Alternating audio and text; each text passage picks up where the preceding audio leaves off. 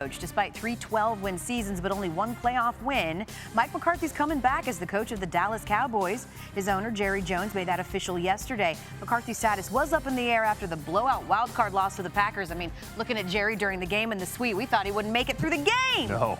But again, he is in the last year of his contract, but he will be sticking around. And look, on paper, McCarthy's pretty good, but the Cowboys went 6-10 in his first season, and then 36 wins over the following 3-year span. That's the most ever by a team that failed to make a single conference championship in that time. Ed Werder has more from the scene in Frisco. Mike McCarthy's won a lot of games, just not the most important ones. He's 1-3 in the postseason with the Cowboys, including 2 first-round losses at home, the most recent to the inexperienced Packers that ranks among the worst in franchise history.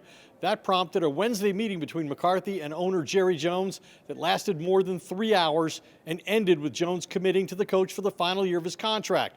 While McCarthy won his only Super Bowl in his 5th year with the Packers, the decision to effectively run it back with McCarthy has been met with intense criticism. We have an unbelievable fan base, and they should be frustrated. We're extremely disappointed. Disappointed for them, disappointed in our performance.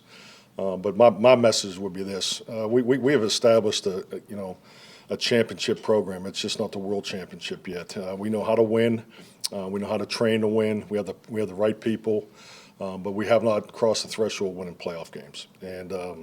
And it's extremely disappointing to be sitting here talking about it. But I know how to win, and we will get over that threshold. I have total confidence in it, and that's why I'm standing here today. I came here to win a championship. I didn't come here to get another contract or anything other than that. I came to Dallas to win the world championship, and that's why I'm standing here and buy into us.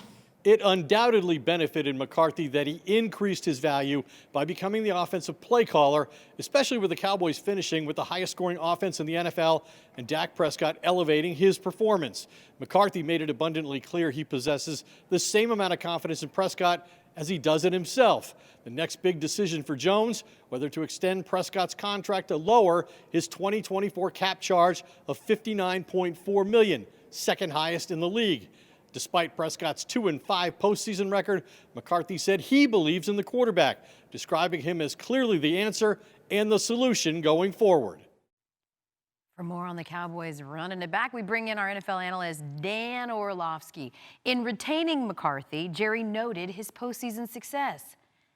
That's all in Green Bay. So what changes have to happen for him to match that same success in Dallas? Yeah, I think on the defensive side of the football, whether it's Dan Quinn back as their defensive coordinator or not, they have to become a defense that is built to be more than just takeaways. When they get takeaways, they're great. But when you play against well-coached teams that are prepared to minimize that, they run the football on them and they try to control the game and they don't give you the game. So they got to build a defense through the spine, defensive tackle and linebacker that has to be better and not solely dependent on takeaways, but more of a suffocating style on defense.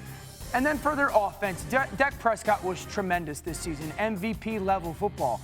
But they have to figure out a way to play offense when it's not utopia. When everything's perfect for their offense, they could go and they could do whatever they want. But again, when you get into those playoff games, defenses are going to take away the things that you want to do. And so can you play in what we call the storm when it's not necessarily ideal or perfect? They have to get an offense that's way more capable of how do you want us to play and what is going to be necessary for us to win this game. It can't just be the same drop back traditional pass plays, because so many of the plays that Dallas ran on offense last week, it was obvious that Green Bay knew more often than not what they were doing. That's why the coverage was tighter. That's why some of the interceptions had happened. And that's why Dak looked so hesitant and resistant or reckless with the football. And I think that's going to be a schematic change and a philosophical change that has to happen in Dallas. Philosophical changes, schematic changes. There's a lot that Mike McCarthy has to do. You mentioned Dan Quinn. He's interviewing with 5 teams. Maybe he has to replace his DC. And there's 16 players set to become unrestricted free agents. And then, of course, the fact that your quarterback could hit almost $60 million against the cap. Dak Prescott, CeeDee Lamb, and Micah Parsons are going to cost them a ton of money. We'll see how they make it all work. Dan Orlovsky just standing by literally all show.